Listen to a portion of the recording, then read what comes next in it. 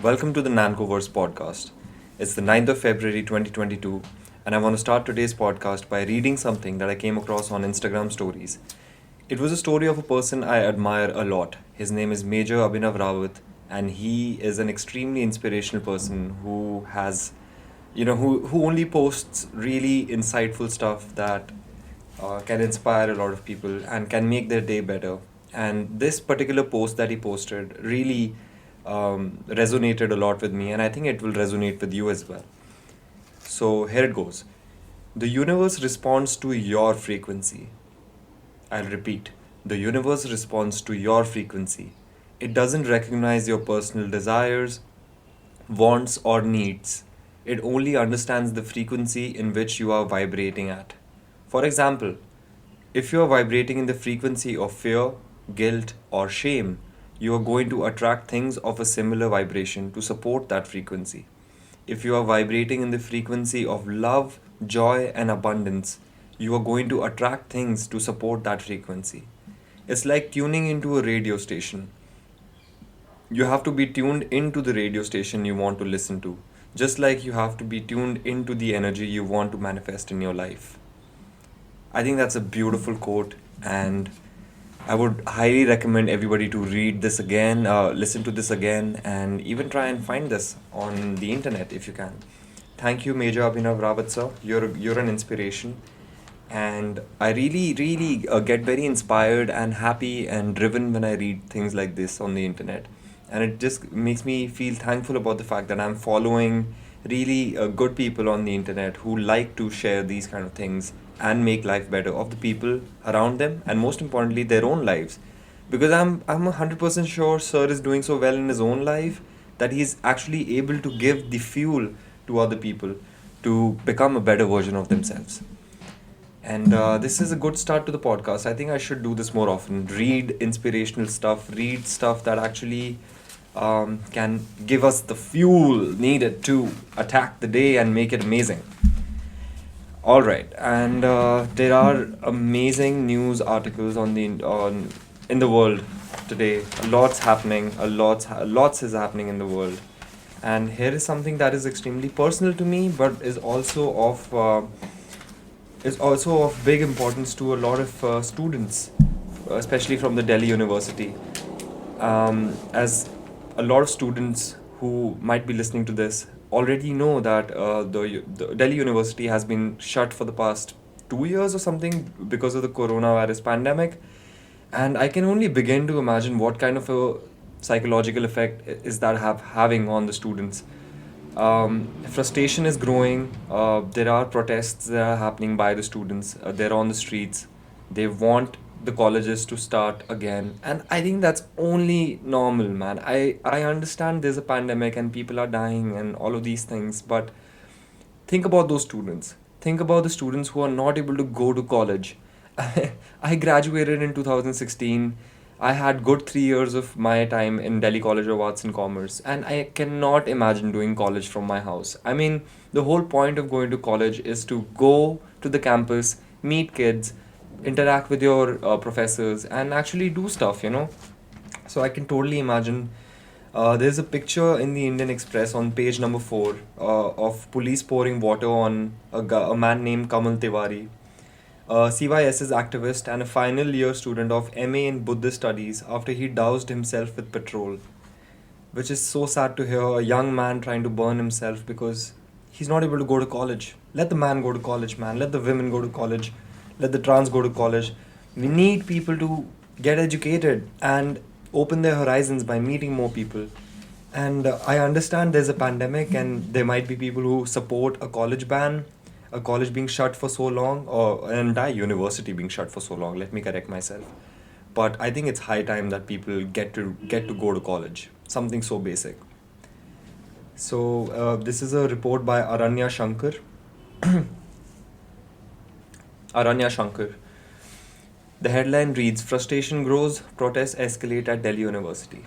As protests over the demand to reopen Delhi University intensified Tuesday, an activist of the Chhatra Yuva Sangharsh Samiti, CYSS, the students' wing of Aam Aadmi Party, doused himself with petrol while left organizations held agitations on North Campus. The ABVP too staged a protest on South Campus. They had on Monday submitted memorandums to principals of 55 DU colleges demanding reopening. The second day of protests saw left organizations, the Students' Federation of India, SFI, All India Students Association, ISA, and the Krantikari Yuva Sangathan, KYS, hold joint protest and a chakka jam outside the Arts Faculty building on North Campus. The protesters marched from Patel Chess to the Arts Faculty building before sitting down on the main Chhatra Marg road of University amid heavy deployment of police and CISF personnel. On Monday, students had protested outside the Vice Chancellor's office. The Chakka Jam ended after 4 hours, with students promising to come back with greater numbers in the coming days. Meanwhile, a separate group of around 20 CYSS activists came to the protest site around 1 pm. At 1:40 pm, Kamal Tiwari, a CYSS activist and first-year student of MA in Buddhist Studies, doused himself with petrol. He also produced he also produced a matchstick but was whisked away by police personnel who poured water on him and took him to a hospital.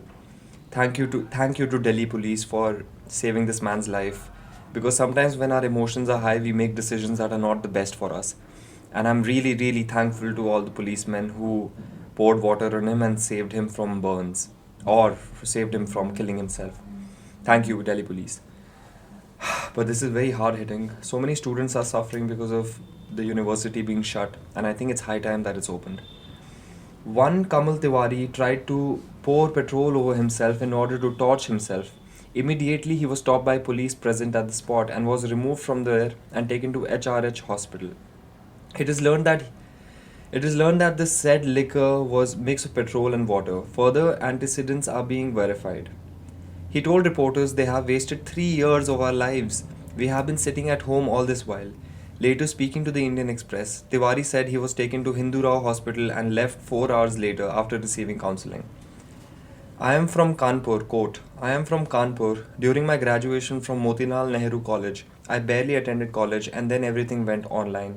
Now my MA is going the same way. My parents are calling me back home and asking what is the point of staying there. We are frustrated," he said. This is so sad. The agitation by left organizations ended around 4:30 pm. Slogans of Dera Dal Occupy, quote, "DU tumko kholna hoga. DU tumko kholna hoga. You will have to open DU." And, quote, "DU hamara hamare aapke nahi kisi ke baap ka. DU belongs to you and me, not to anyone's father." We raised as students protested with placards. Addressing students, Abhishek Kumar, the SFI DU conveyor, said, "The time for sending memoranda is over. The DU administration should know that now we will protest continuously every day until our demands are met." Abhigyan from ISA said, "We demand that the Vice Chancellor come out and speak with us. We will come back here tomorrow in great numbers so that we can carry forward this agitation." And here's what the VC has to say, the Vice Chancellor, who has lived his entire life now and is the Vice Chancellor of a big university, as big as Delhi University. And this is what he has to say. "Protesting students unnecessarily impatient." Bro, are you kidding me? They're unnecessarily impatient. The kids just want to go to college. That's all they want to do and have a normal college life. And you're taking that away from him and then calling them impatient. This is the exact same type of attitude that lends to an entire generation being destroyed by vice chancellors like him. But I do not want to sound too critical, because at the same time there are real concerns that people have because of why the colleges have been shut in the first place. But I think it's high time now. It's been 3 years. Delhi University Vice Chancellor Yogesh Singh Tuesday said the university would reopen after taking stock of the level of preparedness.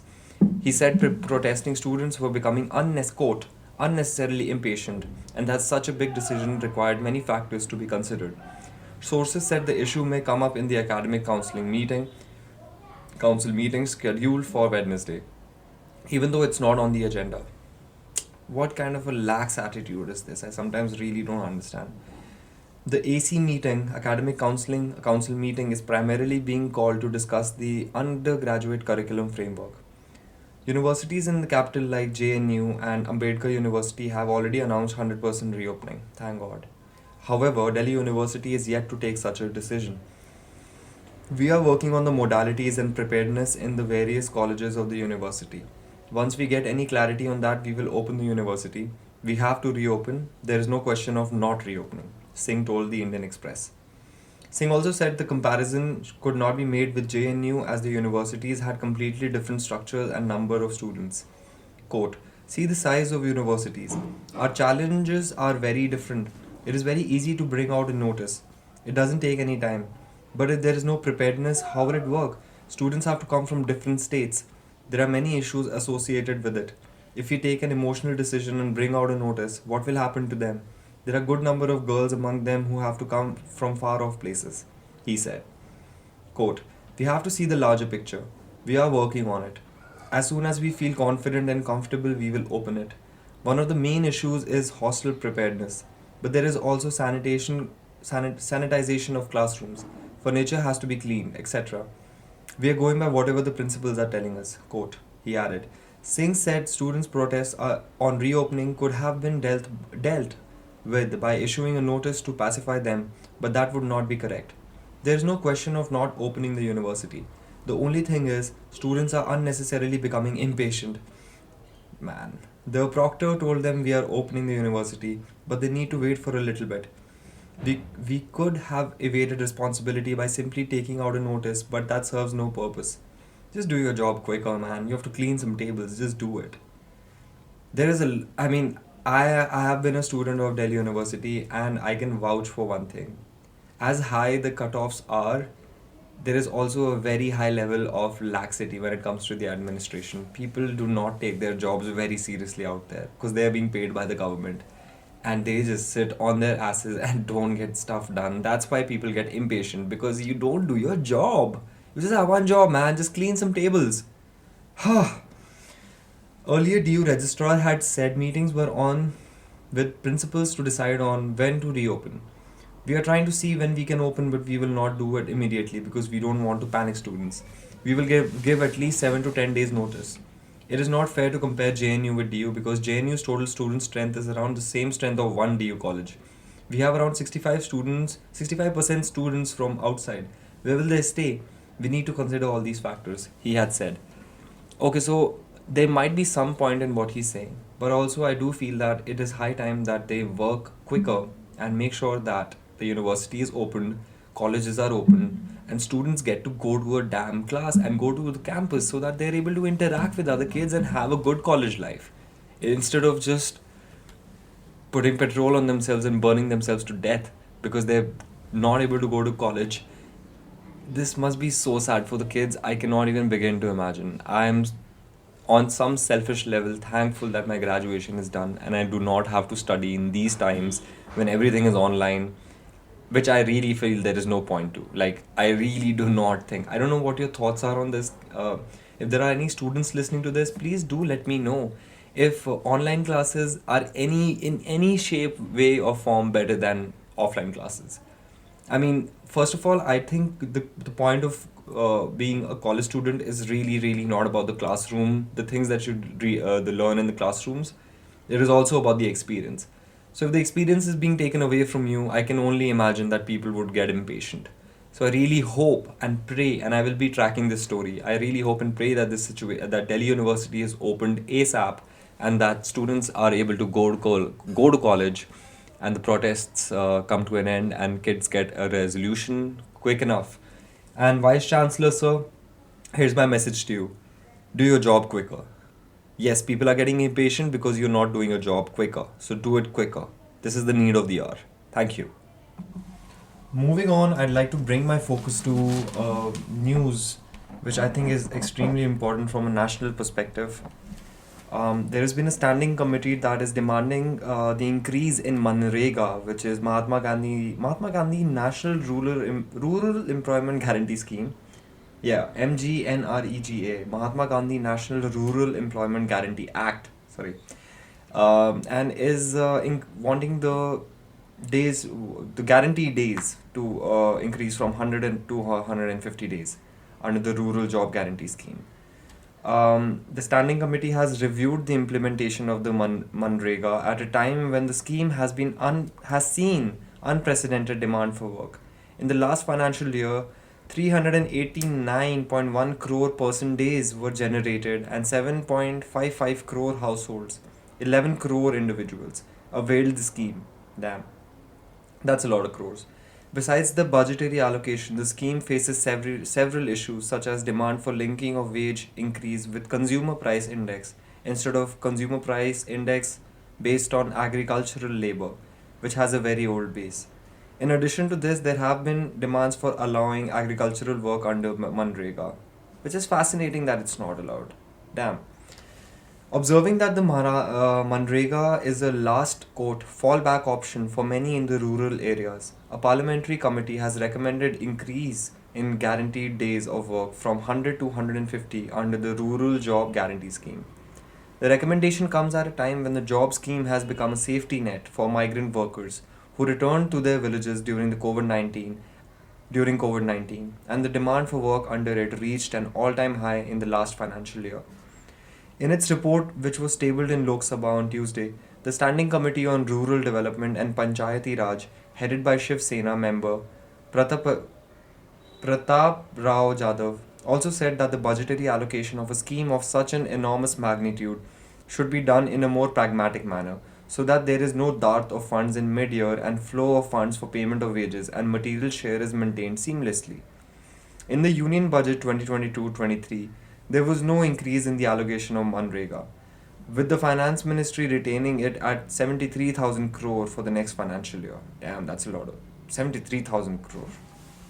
On the demand for increase in the number of guaranteed days of work under the MNREGA, the panel said, the committee take note of this existing provision and are of the view that the MNREGA is a last quote fallback option for numerous rural people and the amount of expenditure under it also elicits a keen interest in the scheme by the poor and marginalized. End quote. Quote, it is high time that the scheme be revamped, keeping in view the changing times and emerging challenges, particularly in wake of the COVID pandemic.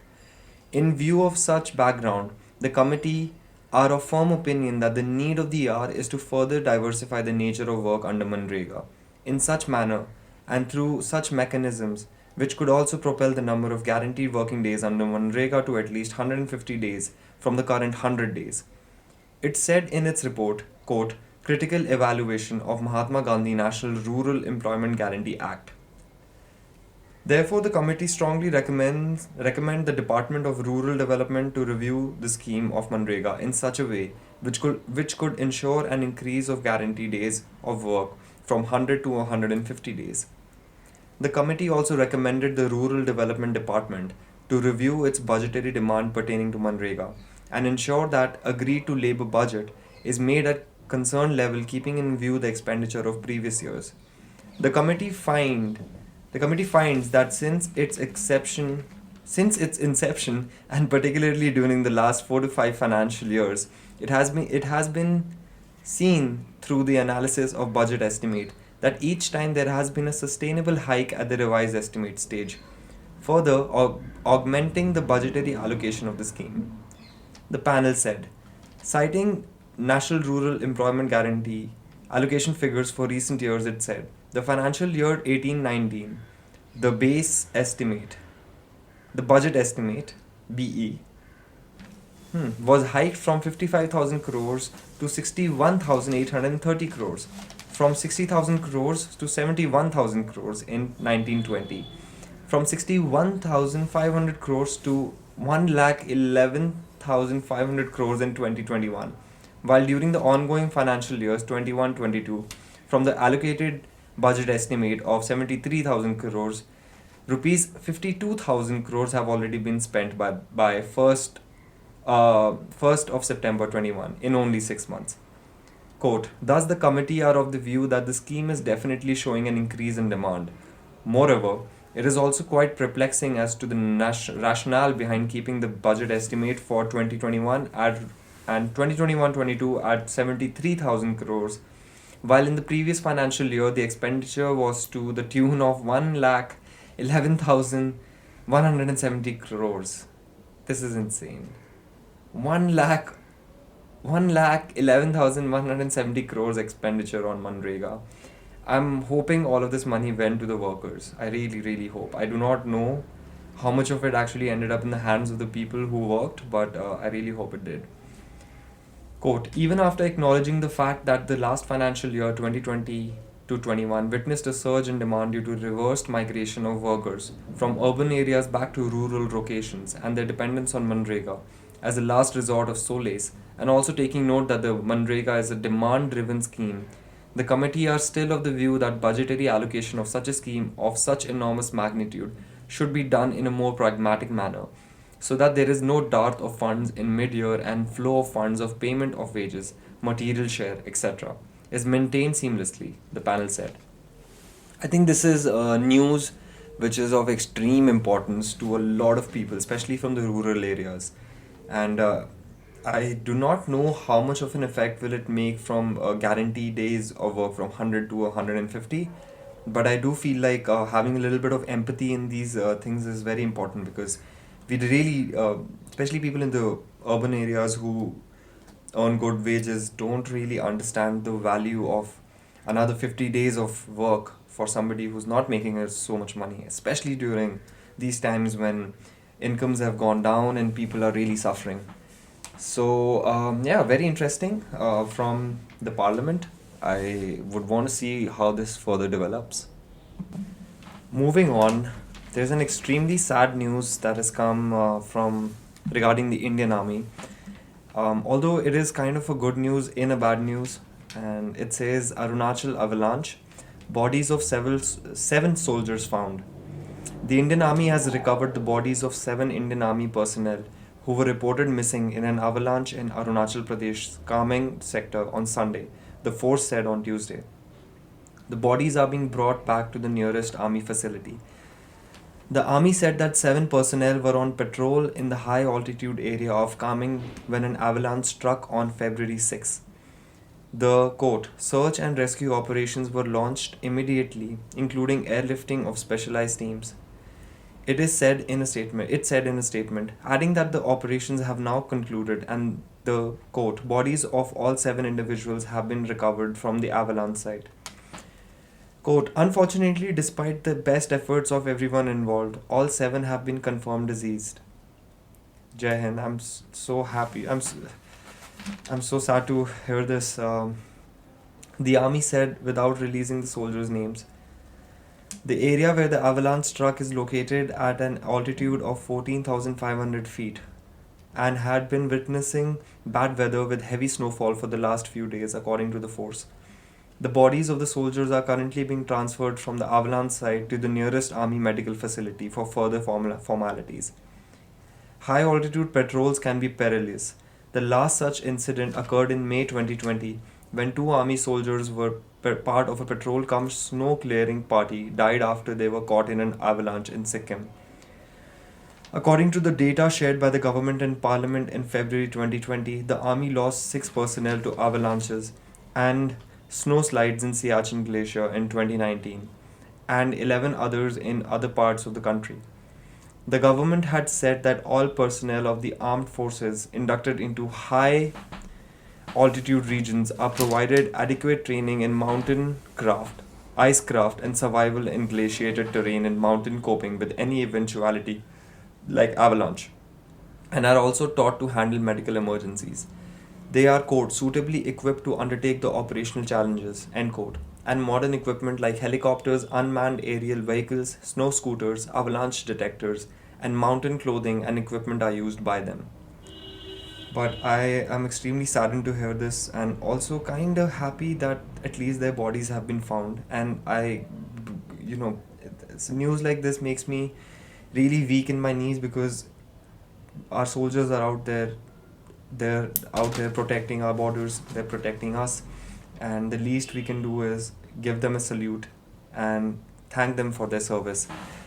And a big Jai Hind to all the soldiers out there, and also to the families of these 7 deceased soldiers who must be so sad to hear this kind of news, but they must also be happy that at least their bodies have been found. And a big thank you to all the soldiers who went out there to try to look for their bodies. And I really, really hope that we don't lose soldiers to avalanches ever again. It's a little bit of a prayer. These things happen, and people who are in the forces, they know that they're putting their lives on the line for the country. But at the same time, it's really sad to hear whenever something like this happens. So, my big salute to all the soldiers out there. Building up on the news from the armed forces, there is something extremely, extremely interesting what's happening on the social media sphere when it comes to the Indian Army. So, Facebook and Instagram have blocked the Instagram and Facebook handles of Chinar Corps, which is so surprising because it's the damn Indian Army, bro. You don't screw around with these people. But Facebook and Instagram handles of Army Srinagar-based 15 corps, also known as Chinar Corps, have been blocked for the past 10 days. This is extremely, like, it raises a lot of eyebrows because it's an Indian Army corps based out of Srinagar and it has been blocked for no damn reason. They've been blocked for the past 10 days. Officials aware of the matter said that the handles were blocked soon after Republic Day celebrations. The Facebook handle at the rate Chinar Corps IA had over 24,000 followers and over 23,000 likes, and is even tagged as a government organization. The Instagram account had around 43,000 followers and is named Chinar Corps IA, clearly identified itself, saying, "Welcome to the official account of Chinar Corps, Indian Army." Both platforms are owned by Facebook's parent company, Meta Platforms. Officials said the handles were blocked from January 28 and no reason was provided. They wrote to Facebook immediately after, but the issue is yet to be resolved. It appears to be, quote, coordinated campaign, an official said, as there was no unusual activity. Sources call it part of information warfare. This is exactly what I was thinking about. Companies like Meta are under a lot of pressure from Chinese investors. Even though it's a fact, like, Facebook is extremely compromised, and we sometimes really don't understand as to why these things happen, and they never give an reasoning for taking down an account of the Indian Army. And information warfare is a very, very real thing. It takes a few thousand amount of reportings for an account to be taken down, and it could be done by anybody. It could be done by agents from Pakistan, agents from China, who knows. Sources call it part of information warfare, stating that this has happened earlier as well. Some social media accounts were blocked last year for a few days, hinting at Pakistan. Oh, damn. Yeah. They said sometimes the pages might be reported by a large group of. Oh my god, that's exactly what I was just saying. Reported by a large group of people as part of a coordinated campaign, which can result in the page being suspended. Sources said neither Facebook nor Instagram had mentioned any specific post by Chinar Corps that violated their rules. Officials said the content of these two platforms was similar to what they post on Twitter and was in line with how official content is shared. I would really want to know what happens with this because information warfare is a very, very real phenomena, and the Indian Army has always been a target for Pakistani agents, and never really know. We never really know why these things happen, and I think if someone were to ask me to bet money on why do you think and who has done this, I would definitely blame Pakistan and a lot of anti-national agents because, man, people are vela, dude. They want to take down Indian Army accounts, and you don't screw with the Indian Army. So this account will be back, and I hope that Facebook and Instagram are listening. Get the account back, bro. Moving on, I would want to read out an article written by former Chief Election Commissioner of India and author of An Undocumented Wonder, The Making of the Great Indian Election, S.Y. Qureshi. He talks about how, despite Election Commission's opposition, broad consensus among political parties, opinion, and exit polls continue to be under-regulated. Every election season, we find television channels flooded with opinion polls. Critics have often questioned their authenticity. All political parties too have opposed these polls, demanding a ban, except when they are showing as winning, obviously. The media, on the other hand, invariably opposes the idea of a ban as seat forecasts attract primetime viewership. In most democracies, opinion and exit polls are common during elections. However, restrictions are also imposed in many countries, extending from 2 to 21 days prior to the poll. Canada, France, Italy, Poland, Turkey, Argentina, Brazil, Colombia, to name a few examples. The opposition to the ban in India is mainly on the ground that freedom of speech and expression is granted by the Constitution, Article 19. What is conveniently forgotten is that this freedom is not absolute and allows for, quote, reasonable restrictions in the same article. The Indian Penal Code and Representation of People's Act 1951 do contain certain restrictions. While the Constitution allows for reasonable restrictions on freedom of expression, its mandate to the ECI, Election Commission of India, for free and fair elections is absolute. The Supreme Court, in a series of judgments, has emphasized this requirement. Quote, democracy cannot survive without free and fair elections.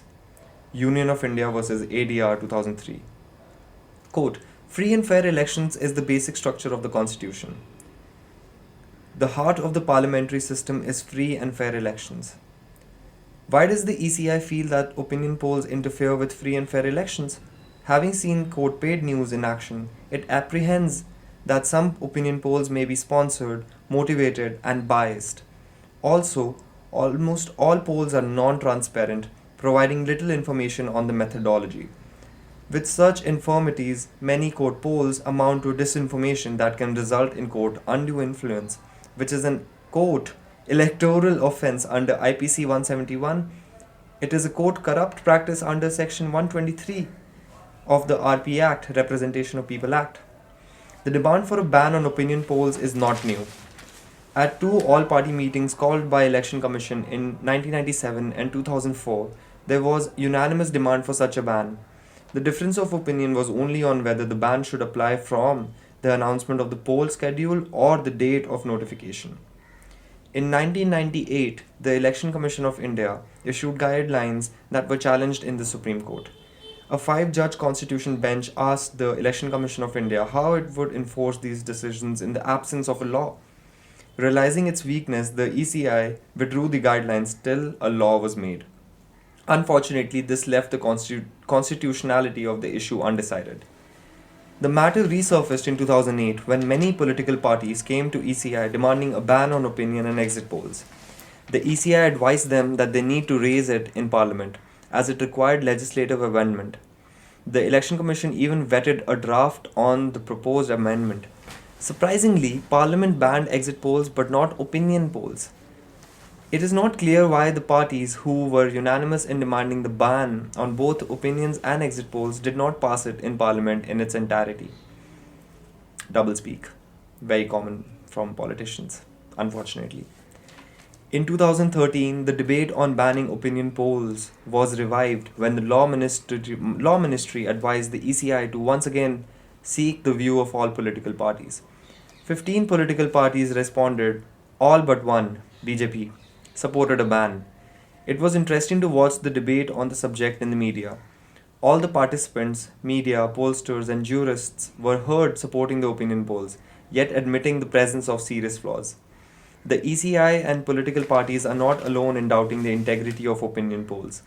The Press Council of India says this has become necessary to emphasize today, since the print media is sought to be exploited by the interest individuals or groups to misguide and mislead the unwary voters by subtle and not so subtle propaganda on casteist, religious, and ethnic basis, as well as by the use of sophisticated means like the alleged poll surveys.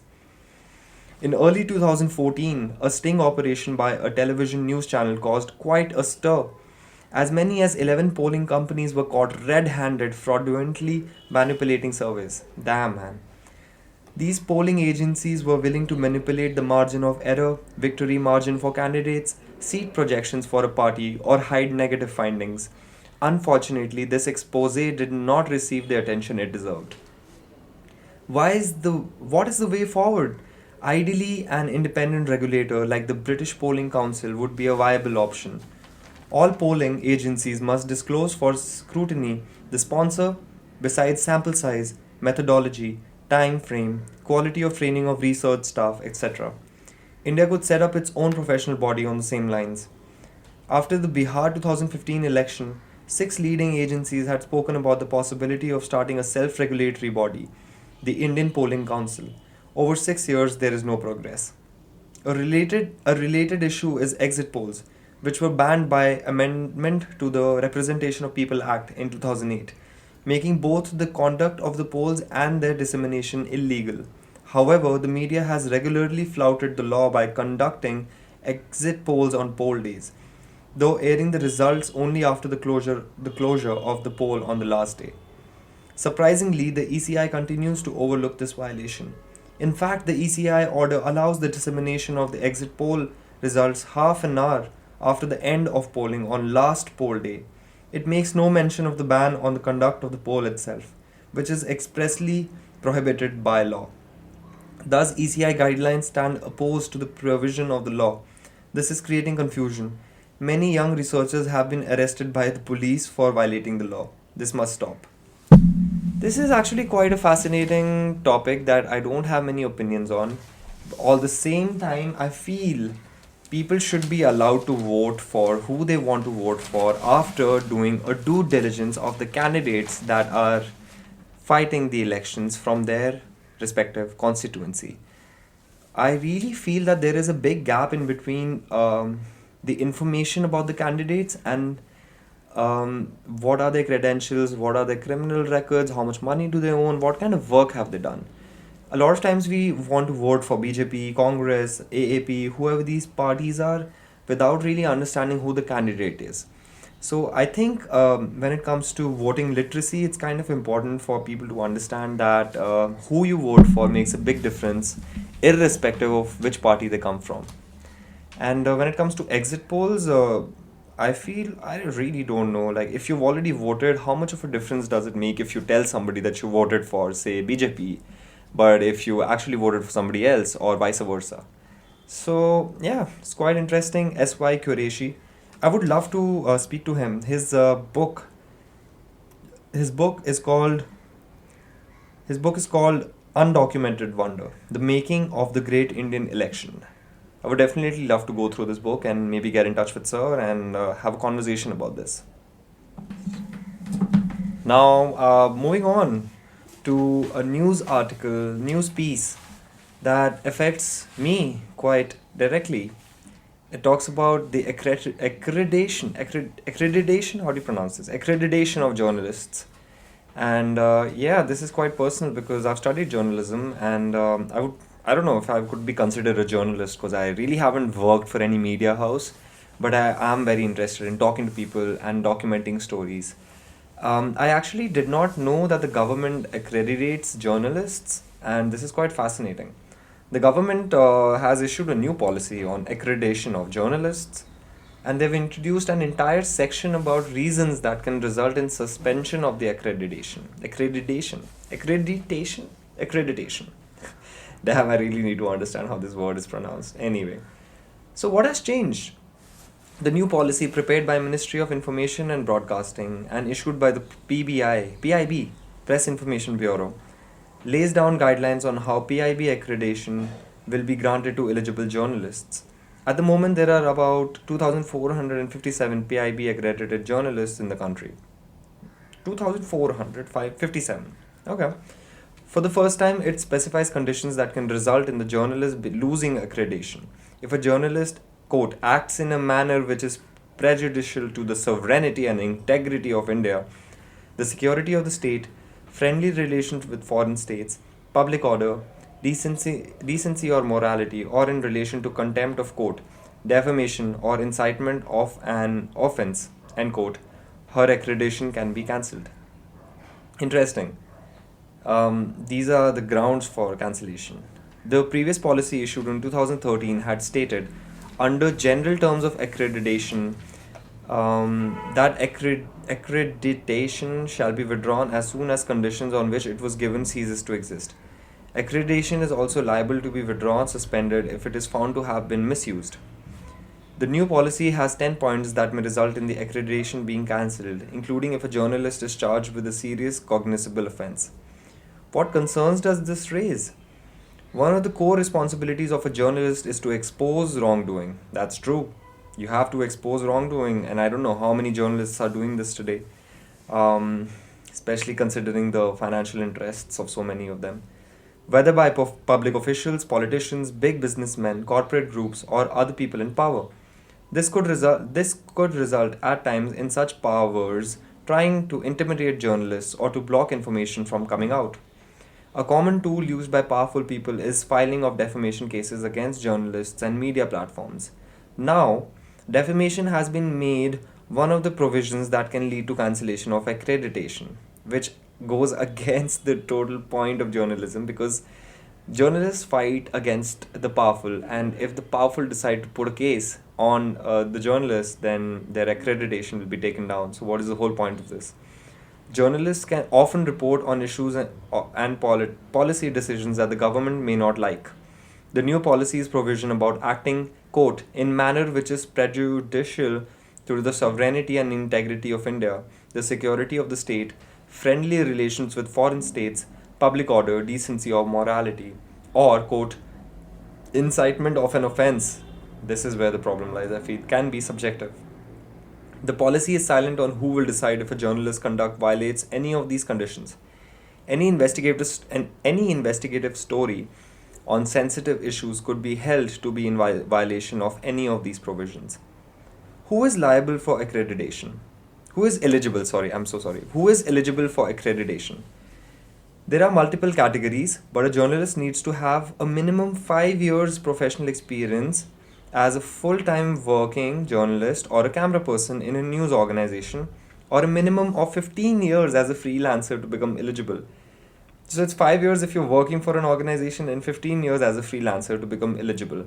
Veteran journalists with over 30 years of experience and who are older than 65 years of age too are eligible. Accreditation is only available for journalists living in the Delhi NCR region. Oh my god, this is so dumb. Accreditation is available for journalists living in the Delhi NCR region only, which is one of the dumbest things I've ever heard because journalists are from throughout the country. Like, why only people living in Delhi NCR region? What's the whole point of this accreditation anyway? Yeah, I really hope this is helpful. Journalists should just do their work anyway, man. Don't think about the government giving you a tag for being a journalist. I don't even know what are the benefits of this, but I'll come to that. A newspaper or a periodical needs to have a minimum daily circulation of 10,000, and news agencies must have at least 100 subscribers. Similar rules apply for foreign news organizations and foreign journalists. The policy has introduced a provision that journalists working with digital news platforms are also eligible, provided the website has a minimum of 10 lakh unique visitors per month. Damn. The policy has introduced a provision that journalists working with digital news platforms are also eligible, provided the website has a minimum of 10 lakh unique visitors per month. Do they think like 10 lakh unique visitors is like a small thing? But I don't know. Applications for accreditation are vetted by a Central Press Accreditation Committee headed by the DG PIB. After a journalist applies, a mandatory security check is conducted by the Home Ministry, which includes police verification of the journalist's residence. How does accreditation help? Okay, I really wanted to get to this. The policy mentions that the accreditation does not, quote, confer any official or special status on the journalist, but only recognizes them as a, quote, professional working journalist. Okay, so you're getting recognized by the government. Very good. There are three advantages. One, in certain events where VVIPs or dignitaries such as presidents, vice presidents, or the prime minister are present, only accredited journalists are allowed to report from the premises. Very good. Second, accreditation ensures that a journalist is able to protect the identity of his or her sources. An accredited journalist does not have to disclose who he or she intends to meet when entering offices of union ministries, as the accreditation card is, quote, valid for entry into buildings under MHA, Ministry of Home Affairs Security Zone. Hmm. Third, accreditation brings certain benefits for journalists and his or her family, like being included in the central government health scheme and some concessions on railway tickets. Okay. Have governments tried to put similar curbs earlier? Several governments have tried, but have had to usually withdraw.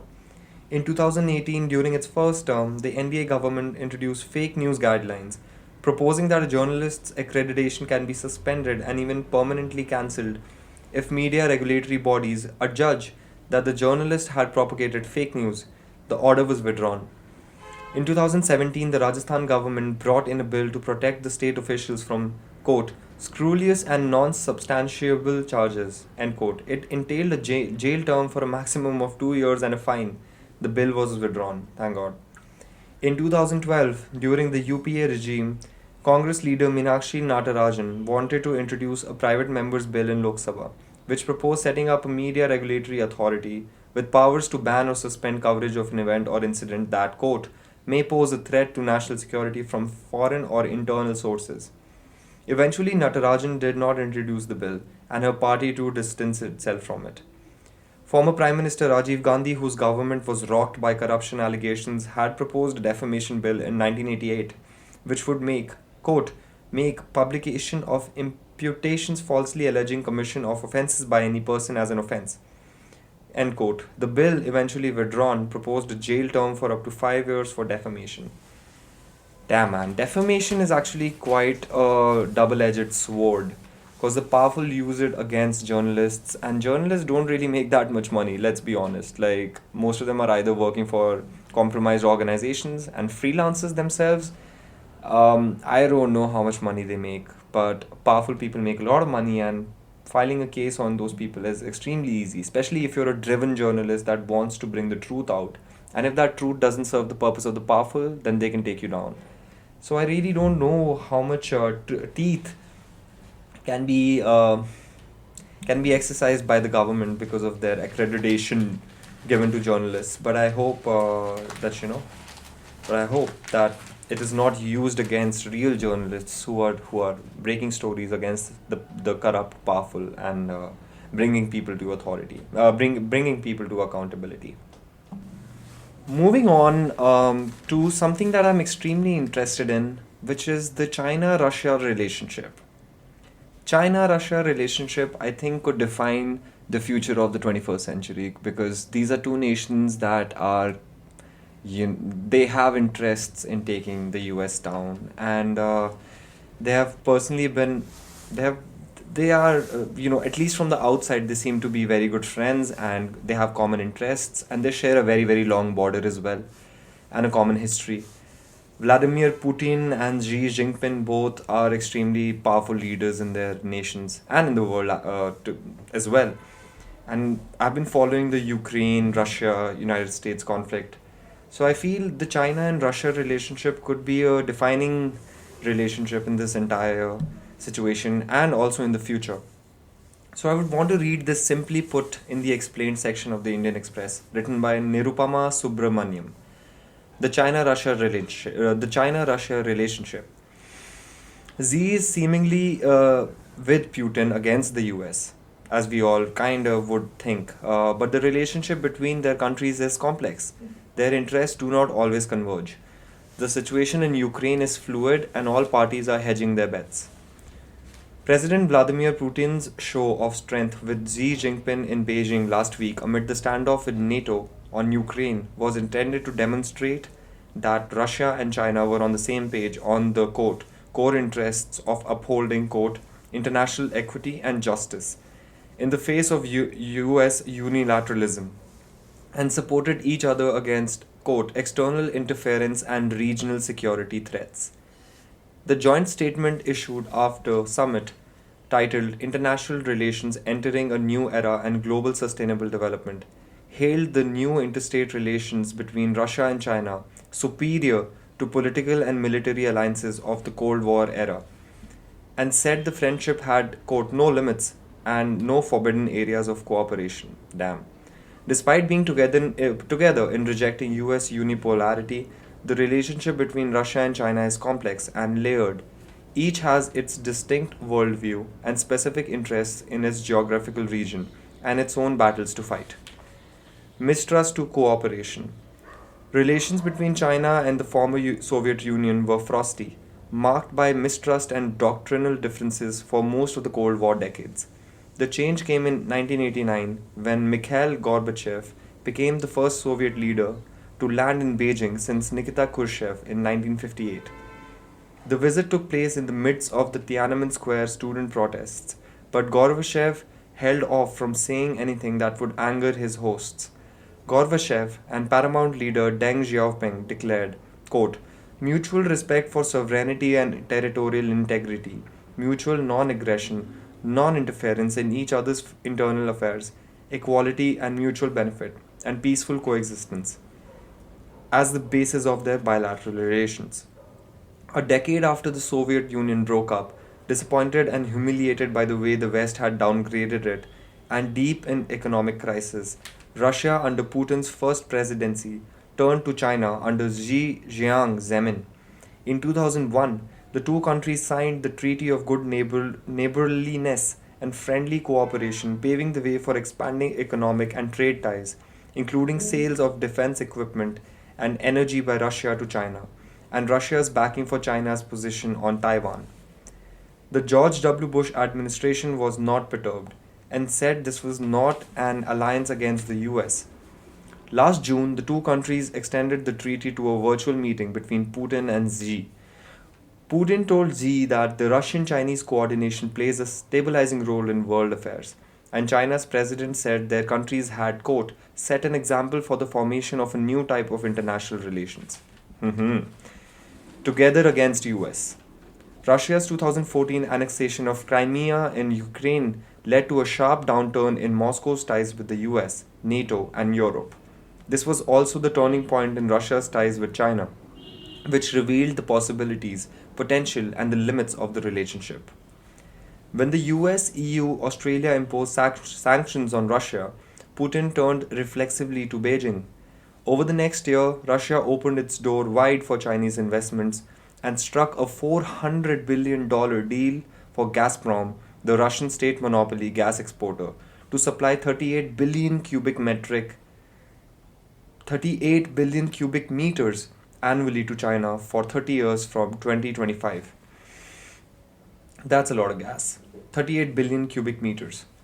The Power of Siberia pipeline began operations in 2019 and sent 16.5 BCM of gas to China last year. During Putin's visit to Beijing last week, the two countries signed a deal for another pipeline, Power of Siberia 2, which will add 10 BCM of gas to the annual supply for 30 years. Since 2016, trade between the two countries has gone from $50 billion to over $147 billion. Damn!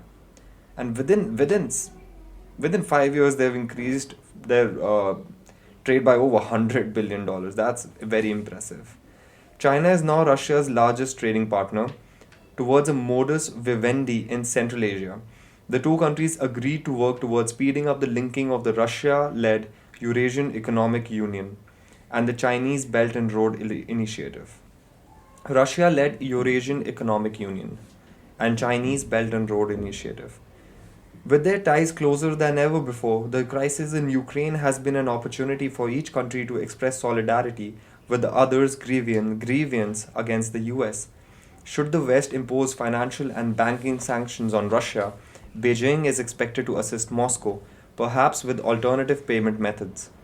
China said during Putin's visit that Russia's, quote, reasonable security concerns should be recognized and resolved.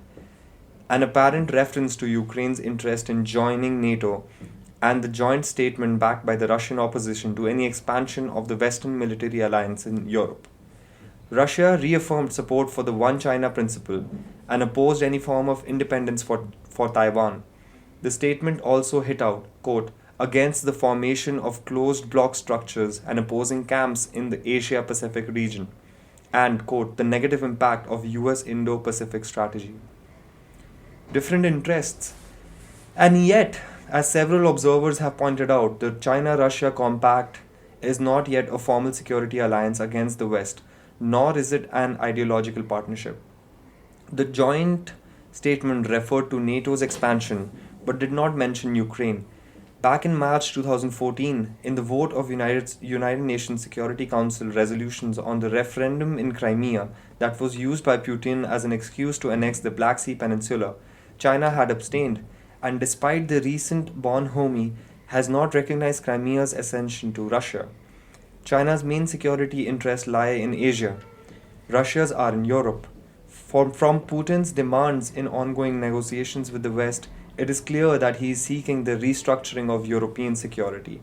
And if the US wants to link the crisis in Eastern Europe with China, it was their problem, not his. Russia, which wants to be recognized as a great power once again, has positions independent of Beijing on many issues, including on the relationship with India. As the smaller economy, its GDP is a tenth of China's, but with a strong memory of its lost superpower status, Russia is loath to become China's junior partner. Its experience with China in 2014 had brought home the reality that, friend or not, Beijing drives a hard bargain, which is so true. India and China relationships have also suffered the same thing. China is extremely aggressive. The negotiations on the pipeline and gas prices were fraught, and Russia is acutely conscious that its gas exports to Germany and the rest of Europe gets much more revenue, and that China anyway has other pipelines to tap. Also, despite talk of Russia China cooperation in Central Asia, Moscow still sees the region as part of its sphere of influence. For Beijing, war in Ukraine is the least suitable of options. It would take US military energies away from the South China Sea, but might also stall talks to resolve trade issues. China and the EU are each other's biggest trading partners. China's trade with Russia is small by comparison. Beijing will not fight the war if it breaks out, but it will nonetheless find it messy and complicated to negotiate. As for Ukraine, it is a crucial link in Xi's BRI project. China is also Ukraine's biggest trading partner, and its agricultural exports, particularly corn, have sustained China during its trade war with the US. Views from New Delhi. In this crisis with many moving parts, it is easy to both overstate and underread the Russia China relationship. All actors are hedging their bets in ways that are altering the geopolitics of Europe and Asia in real time. New Delhi's best bet would be to treat its relations with both countries and the United States separately, or it runs the risk of shrinking its own space. India's relationship with Russia is not what it used to be, but there is much that both sides continue to see as mutually beneficial. The Russia China statement did not mention China's border dispute with India, it only made a reference to developing cooperation among these three countries. After the Russian linked Redfish media teased a documentary that drew parallels between Kashmir and Palestine, the Russian embassy clarified that Redfish was not official media and reiterated that Kashmir was an issue for India and Pakistan to resolve bilaterally. This came a day after Pakistan and China issued a statement expressing concern at India's unilateral actions in J&K. As, as one former Indian diplomat put it, India would restrict its foreign policy choices and undermine its own status as a rising power of global standing by taking sides in a conflict that has nothing to do with it. What else was French President Emmanuel Macron 5 hour meeting with the Putin over dinner if not a display of grand complexity of global politics, the fluidity of the present and the opportunities in it. Extremely interesting.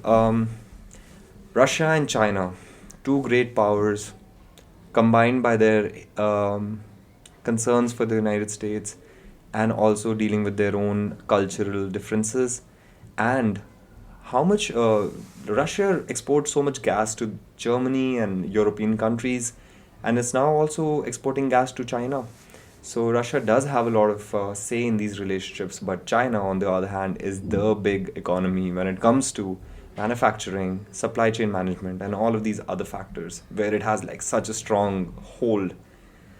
Man, very interesting. I've already hit the 50 of the 1 hour mark on this podcast, so I will be keeping a cap. But I really, really hope that you guys like this episode of the NancoVerse podcast. Do consider hitting the subscribe button if you made it till the end, and share it with your friends, family, loved ones, whoever. And also find us on Spotify. You can also find me on Instagram at NancoVerse, NancoVerse. My name is Naman Datta, and thank you so much for listening. I hope you have a great life and stay hydrated, keep smiling, and Give people around you hugs, because love is the most important thing that we have. Love is important, health is important. Take care of yourself, be stress free, and I want to wish everyone a great, great, great day ahead and a great week and a great life. Love you all. Take care.